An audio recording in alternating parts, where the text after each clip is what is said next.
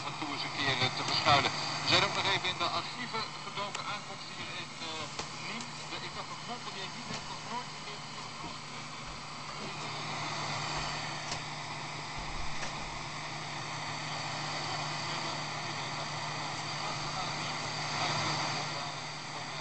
En in 1986 ook Carcassonne Nîmes gewonnen. De man die op de Spaanse.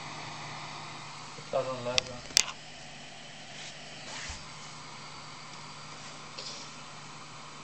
Film mich auch mal!